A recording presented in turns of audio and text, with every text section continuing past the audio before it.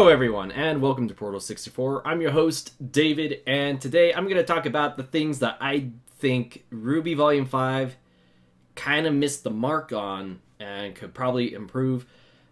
This is kind of in response to people wanting to see me do like a parallel video to the things that I think Volume 5 did right. So if you haven't seen that video, I definitely recommend you check it out. It might be in the suggestion bar, or you could just click on the channel, and it's one of the more recent videos.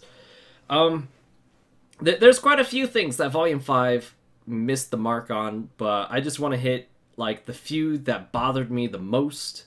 I'm gonna start with the small one, and it happened fairly early in the volume, and this is like by far the smallest issue Volume 5 had, and it was like the scene where Yang is in the gas station, and there's that guy that's the bandit guy. He's trying to hit on her, and she punches him, and he just bounces out the freaking place. And I'm like, I don't know. I felt like that was more Looney Tunes, more than like anime RWBY comedy stuff. Like RWBY's nailed comedy before, especially with like sight gag stuff. I don't know. I just felt like it was a little too out of what RWBY has done in comedy. Like, it's good to experiment.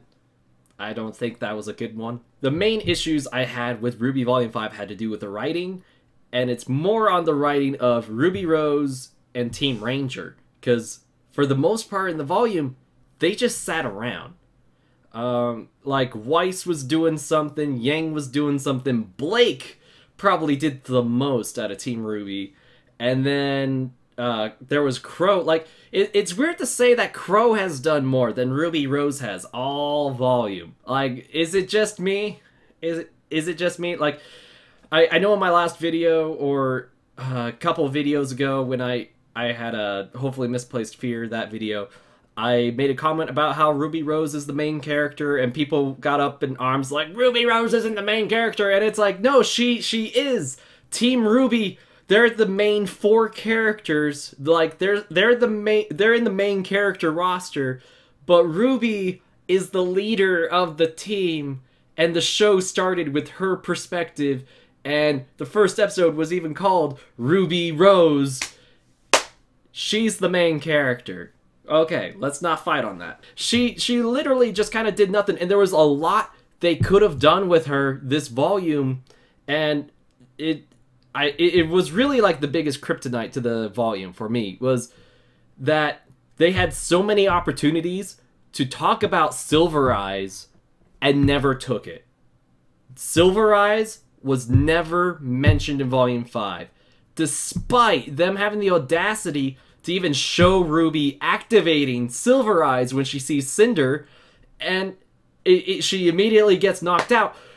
And it's like, okay, maybe they'll mention that in the finale, like afterwards, after the fight. But Volume 5's finale, the last two episodes, even though there was quite a lot in it, I felt like the ending itself was actually kind of rushed. Like, it didn't have a very good, like, closing point. If anything, the ending part to it kind of felt like there's going to be more soon. Like you'd kind of expect, like, oh, there's going to be an episode after this that is like, okay, here's what we're going to do with the Lantern. We're going to Atlas. Oh, by the way, RWBY, your Silver Eyes, we got to talk about that, because that's pretty important. And we kind of ignored it all throughout Volume 4, and actually most of this volume. It's just weird, because like at the beginning of the volume, they bring in Oscar. They mention Oscar and Ozpin are sharing the same body, and they explain all of that. And they had to catch everyone up, especially when like Yang and Weiss came in. They had to catch them up on the Maidens and all that, and sharing their side. And it's like, hey, you know, either of those two conversations would have been perfect timing for RWBY to be like, what about my eyes? Or like, especially when it's like, oh, this is Ozpin. Hey, Ozpin, you pointed out that I have silver eyes, and then when I saw Cinder kill Pyrrha, they activated. They did something. Like, tell me, what do my eyes do? Why are they so special? How do I use them on purpose? You know, Oscar's not the only one that needs training. RWBY needs training. She knows how to fight. They mentioned she has a weakness of like fighting hand-to-hand combat, like if she doesn't have Crescent Rose, but you know, it's like, okay, yeah, that's a thing, but you know what could help with that? Using her silver eyes. Like, it might be something that could only work against Grimm, but, you know, that's one of the biggest threats to their world, are Grimm.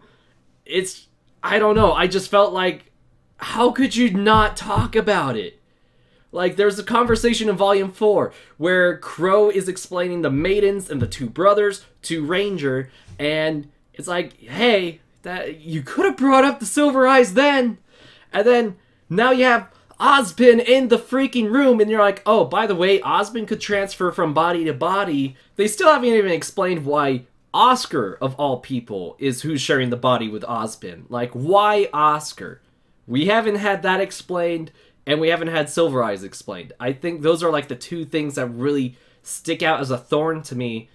And, you know, Team Ranger, other than, like, sitting around, hanging around the room, we see them training just a little bit, but it was mostly just, like, RWBY and Oscar, you know, hand-to-hand combat training, and everyone else is just kind of sitting around. You know, Ren's meditating, he's teaching stuff, and then, like, Nora, I can't even remember what Nora was doing until she's like, I got struck by lightning on a Thursday, making a Thursday joke. But and then Jean is like, I think he was trying to activate his aura during the scene, but it was like, man, you know, we could have talked about the Silver Eyes.